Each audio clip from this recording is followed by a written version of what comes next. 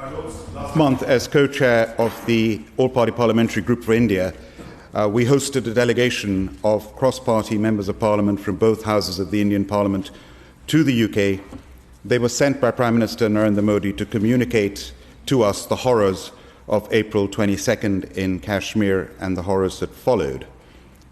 Similarly, the MP Shashi Tharoor, the Congress MP who I've known for many years, led an all-party delegation to the United States. And there, and I quote him, Shashi Tharoor said, there were three particular reasons. The first is that we've had a 37-year pattern of repeated terror attacks from Pakistan, accompanied by repeated denials. He said that where Osama bin Laden was found in a Pakistani safe house right next to an army camp in a cantonment city.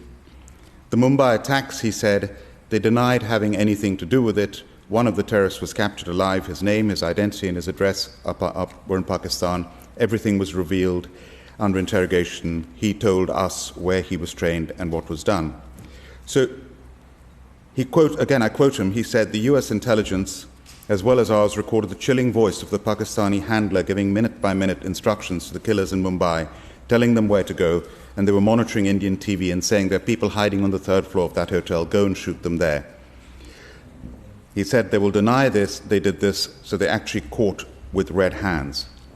So after the attack happened, Shashi Tharoor said, within 45 minutes of this attack happening, a group called the Resistance Front claimed credit. They're a well-known proxy for the Lashkar-e-Taiba, a banned organization listed by the United Nations and the US State Department.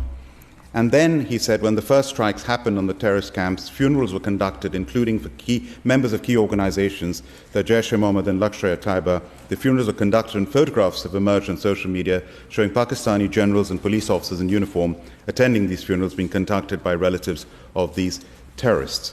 So he said, we're looking at three concrete pieces of evidence as far as India is concerned.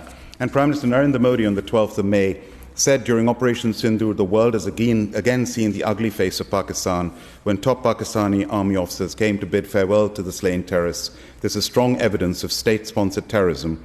The way the Pakistani army, Pakistan government are encouraging terrorism, it will destroy Pakistan one day. Terror and talks cannot go ahead.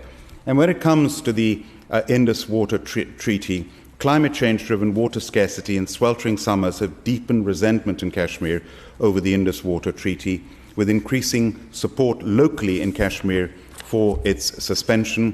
For example, Kashmir's famed saffron, which depends on rains, has shrunk due to inadequate irrigation facilities. In Gulmarg last year, there was hardly any snow over there, and 70% of Kashmir population depends on farming and mountain cultivators depending on water over there.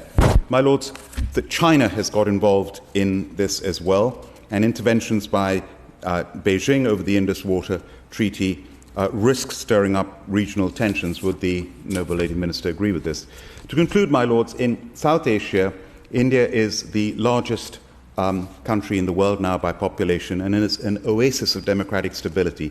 India, since its independence in 1947, has never had a coup, never had its armed forces interfering in its politics, unlike many of its neighbours. India has had a robust democracy where the people speak. India is now the fastest growing major economy in the world, growing at over 6% in a year. India is the fourth largest economy in the world, and I predict that by 2060, India will be the largest economy in the world. It is not in India's interest to have conflict with its neighbours, including Pakistan. India wants peace with its neighbours. India wants to get on with growing its economy, bettering the livelihood of its people, and making a huge positive contribution to the global community.